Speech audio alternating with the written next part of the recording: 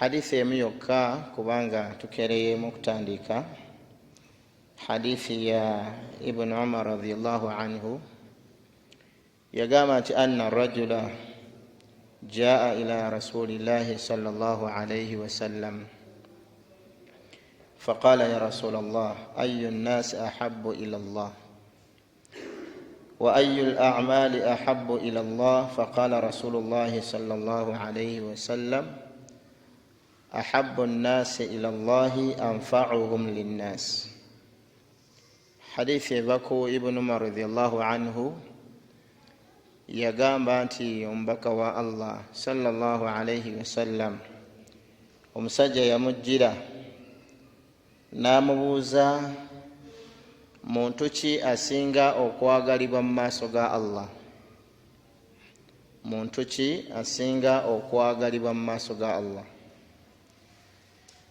Nabi sallallahu alayhi wasallam n'amugamba omuntu asinga okwagalibwa mu maaso ga Allah mu bantu bonna anfa'uhum linnasi, yo yasinga okugasa abantu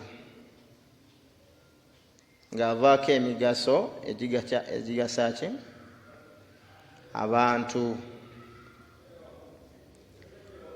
Kikulu nnyo kubanga kyoli ekyo kyoli, oli taata, oli kojja w'abaana, oli kyonna kyoli Allah kyakufudde naye obagasizza. Era senga batuula wali ne bakunyumyako emigaso gyo girabise gye bali, kubanga essaawa yonna ekyo kyoli ogenda kivaako, kyokka kyobagasizza nakyo kyebagenda okusigala nga bakinyumyako. Kamaweko ekyokulabirako, abagagga bangi ku kitundu kuno, naye oli bw'agaggawala n'azimba ennyumba ye tetusobola mmunyumyako kubanga badde ateekeddwa okuzimba ennyumba ye. Naye senga agaggawala n'azimba omuzikiti tumunyumyako. Omanyi lwaki? Kubanga afuuse kya mugaso eri abantu.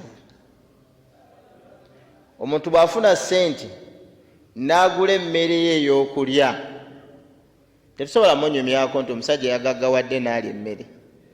Naye bw'agulira abantu emmere tukola ki?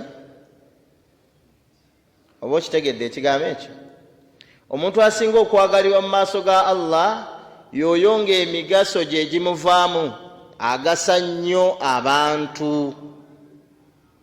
Kyova olaba kye bayita essanyu erya nnamaddala ye muddu nga Allah amuwadde ssente, mu kifo ky'okugenda ku bbiici asanyuke n'ayita abantu basanyukire wamu balye naye emmere. Eyo gye bayita essanyu erya ddala. Yandigenze ku bbiici n'asaasaanya miliyoni 2, miliyoni 3 ng'ali yekka n'abagalwa be aba halaali oba aba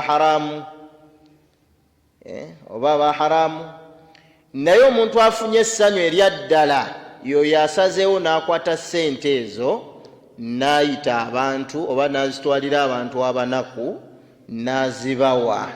Essanyu eryo lye bafuna eryo kye bayita omuntu ow'omugaso era asinga okwagalibwa mu maaso ga Allah. Omusajja ekibuuzo ekyokubiri kye yabuuza